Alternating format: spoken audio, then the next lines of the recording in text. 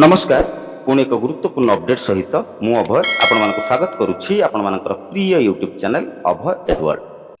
बंधुगण एबे एबे एक खबर चर्चार शिरोनामा पलटि खबरटा होउची जो सरकारी कर्मचारी माने चाकरी रे जोग देबा परे उपरिस्थ अधिकारींकर बा उपयुक्त कर्तृपक्षंकर अनुमति बिना उच्च शिक्षा हासिल करिसेंती एवं सेही उच्च शिक्षा बलरे सेमाने पदोन्नति पाइबा पई आवेदन करिसेंती सेमानंकु पदोन्नति दिया जिवो बा दिया जिवो नाही ए संबंध रे मान्यवर उच्च न्यायालय ओडिशा एक गुरुत्वपूर्ण राय प्रकाश करिसेंती।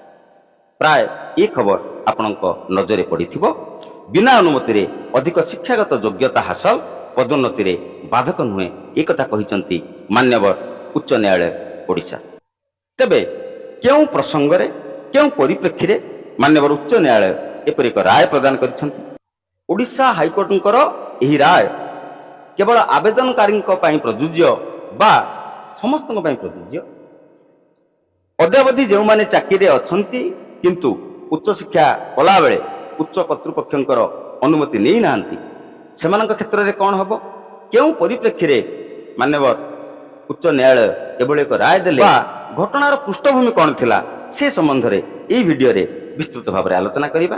ता छडा आपण माने जो माने ऑलरेडी जॉब रे अछंती जो माने ऑलरेडी चाकरी रे अछंती उच्च शिक्षा करिया पई जो माने आग्रही अछंती सेमानंकु उच्च शिक्षा ग्रहण पूर्वरु सेमानकर उच्च कर्तृपक्षक ठारू अनुमति नबार आवश्यकता अछि कि नाही एवं से अनुमति नबार गुरुत्व केते से संबंध रे विस्तृत आलोचना करिबा। समस्त अनुरोध करी वीडियो को आदौ स्किप न करी शेष पर्यंत निश्चित देखिए।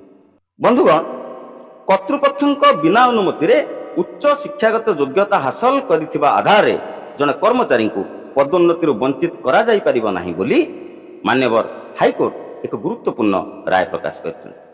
पदोन्नति वंचित जने ग्रुप डी बा चतुर्थ श्रेणी कर्मचारी को न्याय प्रदान करी हाईकोर्ट यह राय सुनिसेंती। एतिकी नुहे एथि सहित अजथारे एही मामला अदालत पर्यंत टणा जाइथिबारु प्रतिपक्ष राज्य सरकार 25,000 टंका दंड राशि आवेदनकारी कर्मचारी को पैठ करियो बोली मध्य हाईकोर्ट निर्देश दैछन्ति। जस्टिस दीक्षित कृष्णा श्रीपद और जस्टिस चित्तरंजन दास को नहीं गठित खंडपीठ निरंजन पंडांक आवेदन शुणाणी करी एपरि निर्देश प्रदान करिछन्ति।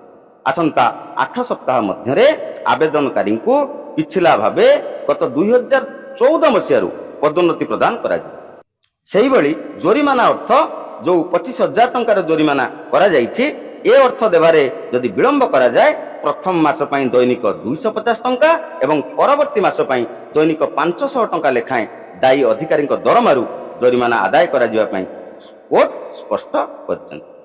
सबटार गुरुत्वपूर्ण कथा होउछि जेतेबेले ए मामलार शुणाणी चलिथिला एही मामला रे शेक्सपियर रविन्द्रनाथ टैगोर एवं श्रीमद भगवत गीतार प्रसंग उद्धार करी ज्ञान आहरणर महत्व बुझाइचंती मान्यवर हाईकोर्ट। ओडिशा छुट्टी नियम अनुसार स्टडी लीव नेबा एवं बिना छुट्टी रे पाठ पढ़िबा दुईटी भिन्न कथा।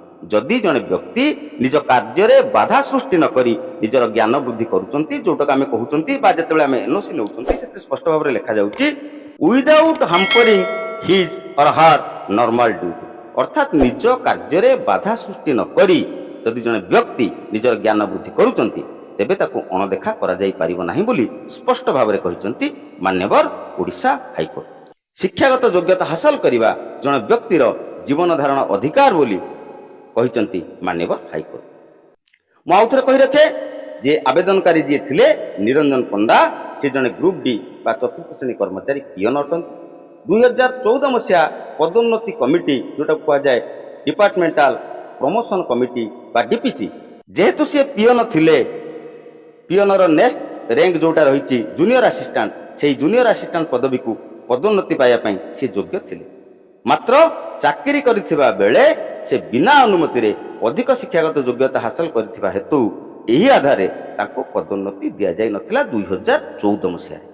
यह विरोध करी से प्रथमे ओडिशा प्रशासनिक ट्रिब्यूनाल बा ओएटी जोटा को आमे कहउचंती जोटा वर्तमान बंद हे गलानी एवं परे सुप्रीम कोर्ट को द्वारस्थ मध्य होई जेउठी मामलाटी पुणी थरे शुणाणी पई हाईकोर्ट को आसीथिला। निश्चित भाव में ये जो कोर्टर जजमेंट आसला ଯେଉଁ ସରକାରୀ କର୍ମଚାରୀ ବନ୍ଧୁ ମାନେ ଅଧିକାରୀ ମାନଙ୍କର परमिशन बिना एनओसी बिना हायर क्वालिफिकेशन आक्वायर करिसंती सेमानंक पई एक आश्वस्तिकर राय मान्यवर हाईकोर्ट प्रदान करिसंती।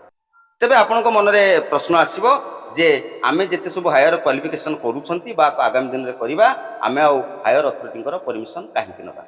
किंतु मु सजेस्ट करिवि आपण मानक मध्यरु जेउ माने सरकारी चाकरी रे थाई हायर क्वालिफिकेशन आक्वायर करे पई चाहुचंती एडमिशन करने पूर्व कोर्स रे एडमिशन करने पूर्व आपण मैंने आपणकर कनसर्न अपॉइंटिंग अथॉरिटी जी अच्छा गोटे एनओसी बा परमिशन नहीं जाते नहेले कौन हम श्रीजुक्त निरंजन पंडा भली आपण मानू आवश्यकता स्थले सुप्रीम कोर्ट पर्यंत जावाक पड़ पारे। देखु 2014 रु अद्यावधि दीर्घ दिनर एक लड़ई करने पड़ा किंतु एक कथा निश्चित आपण को न्याय विलंब मिल पारे किंतु न्याय मिल आपण परमिशन नहीं नाहंती बोली जे आपण को प्रमोशन लु वंचित करा जिवो ए कथा हेई परिबो नाही। विशेष भाव में जो माने परमिशन न नेई हायर क्वालिफिकेशन करिसंती ए जो कोर्ट रो जजमेंट अछि एकु साहित्य की रखि थांतो आपण को जदी एही आधार रे आपण को केही प्रमोशन लु वंचित करे ताहले एही जजमेंट आधार रे आपण माने कोर्ट रे केस फाइल करि परिबे एवं खूब कम दिन मध्य रे आपण मानको फेवर रे कोर्ट मध्य जजमेंट देबे जेहेतु एही केसटा गोटे इंस्टेंस आकार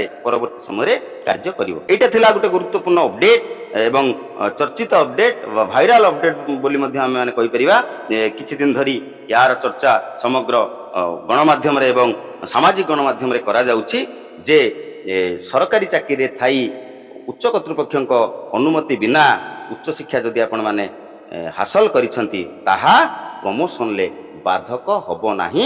आपण माने जदि योग्य if you are otherwise eligible आपण को केही प्रमोशन लु वंचित करि परिबे नाही।